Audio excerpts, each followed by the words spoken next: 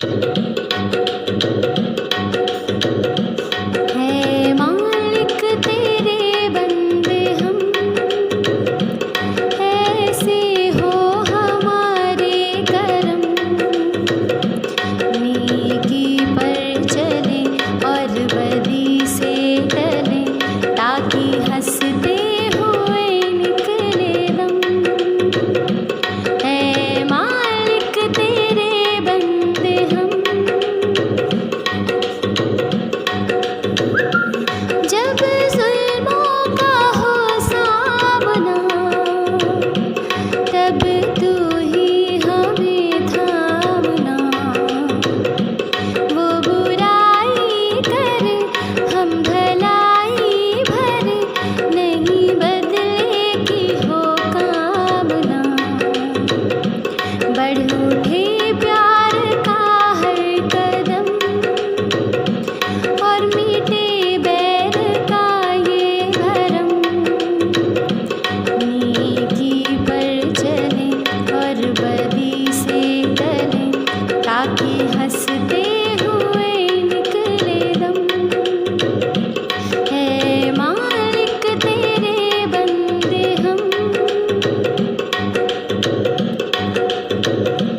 बड़ा कमजोर है आदमी, अभी लाखों है इसमें कमी।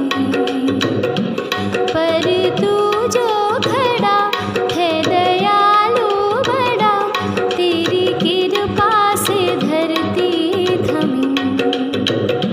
दिया तूने जो हमको जन्म, तू ही झेलेगा हम सबके गम।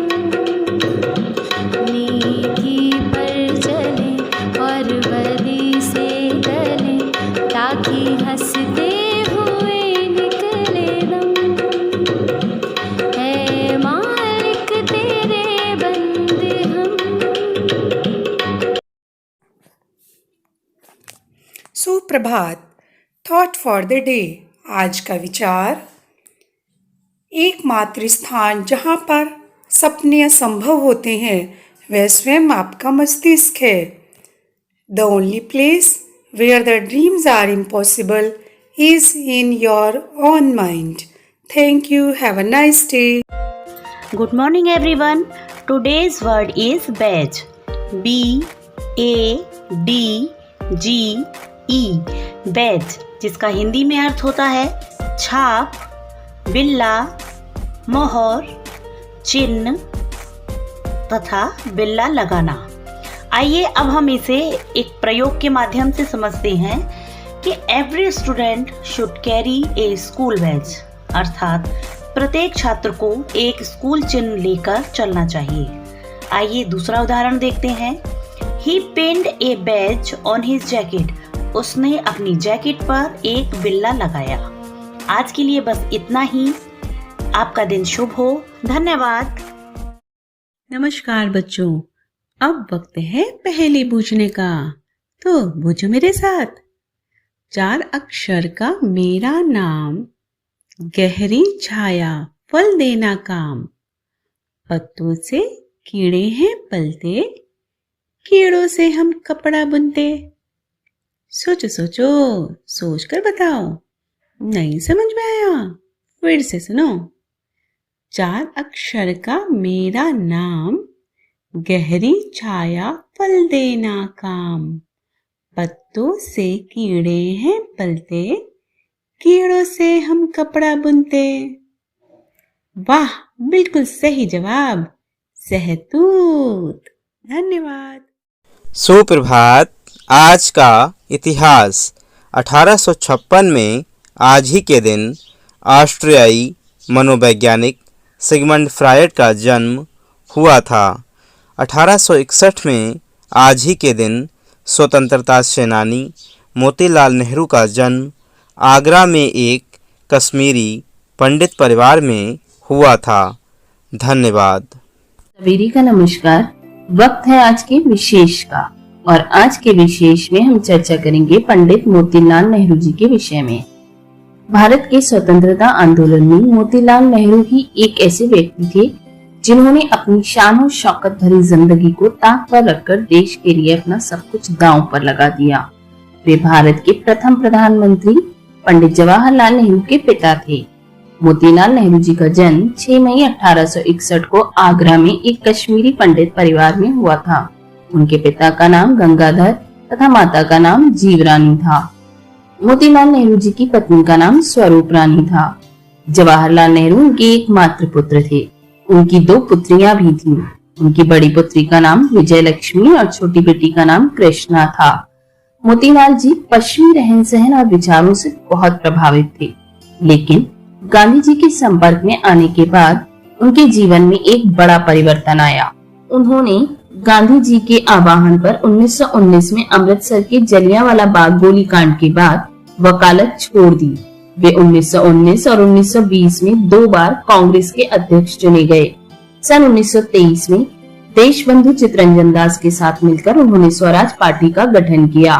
वे कई बार जेल भी गए। 6 फरवरी 1931 को उत्तर प्रदेश के लखनऊ शहर में उनका निधन हुआ। धन्यवाद। शुभ प्रभात। आज की प्रश्नोत्तरी।